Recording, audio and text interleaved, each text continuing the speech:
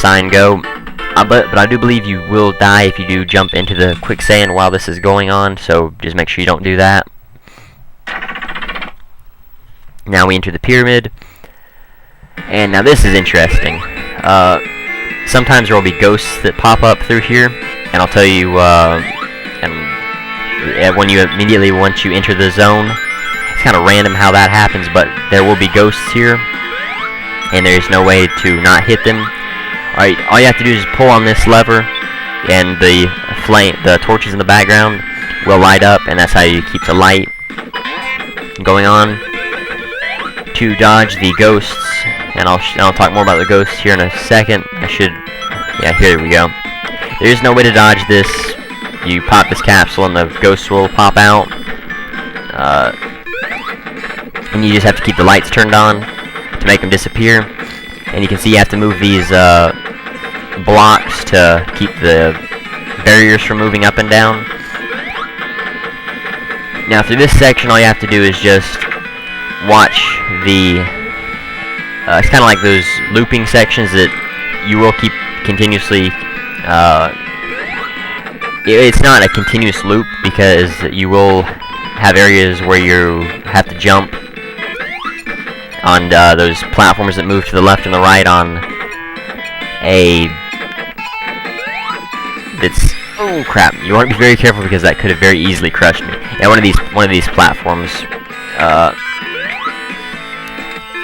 just watch out for them. If you do have to continuously go along the loop, you will let me think. It'll always bring you to the top of that first section. Ooh, yeah, be careful.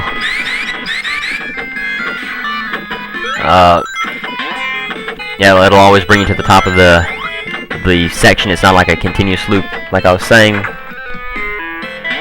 And you always want to make sure if you do see a light switch to hit it, no matter what, because they're not that frequent, but they are very useful, especially because once it gets all the way dark and the ghosts will look. Alright, so hit this thing to unleash sand, and you want to make sure you don't get caught underneath any ceilings because you will get crushed as well, just like in the flying battery zone at the end there. But the lights, you want to make sure you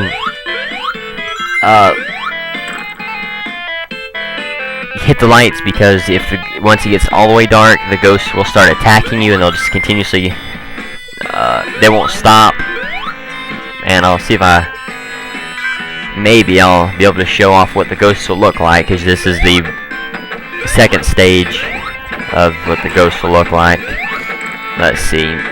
But as soon as it gets dark, they won't attack you immediately. It's well, I'll show it off in a minute. This isn't the best place to be showing that off at. You want to be careful because there are things that will crush you. You just stay to the side here, all the way to the side, and you shouldn't get crushed. But you want to make sure you jump up here immediately, because you will get crushed if you do get caught through here, obviously. And any advantage you can gain on the sand is very good to do. Now, if you're Knuckles, you can bypass all this just by climbing up the walls. That's another good thing about being Knuckles, and I'll go ahead and show off what the ghosts will look like once it gets dark. Come on, ghosts. As I said, once it gets dark, they won't immediately attack you. Come on. Alright, there you go. And now, you will have to wait about a minute to a minute and a half before the ghosts to start actually attacking you. But you don't want them, because they continuously come. They won't stop until you turn the lights back on, and they're just a pain. So anyway, and you can see we do have it does show more than 9 lives. I believe this was the first Sonic game on the Genesis that done that. But the first Sonic game to actually show more than 9 lives was Sonic CD. but that was for the Sega CD. Alright, so that's another wall that only Knuckles can get into. We can't break it, so we just have to keep going to the left here. And that area does, while it is a little bit harder, it does cut off a lot of this, a lot more of the level. So it's usually best to go down that way if you can.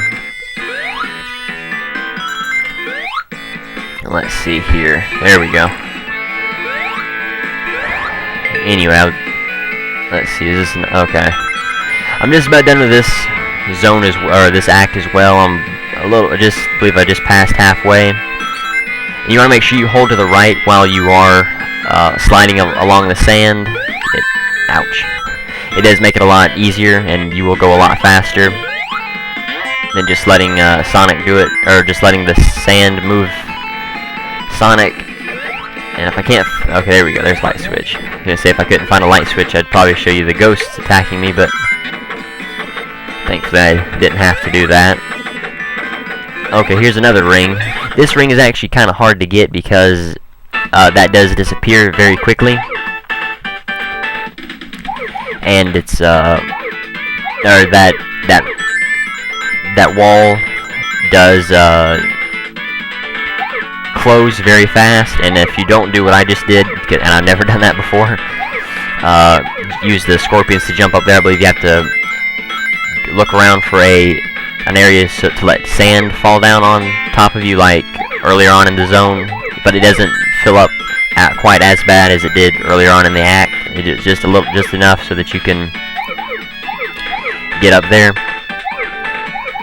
But if you can use the scorpions, you know, this is another good area where you can gain some or get another Chaos Emerald from. You can see some rings off to the side. I'm not gonna get it perfect here, but I'm just happy to be able to get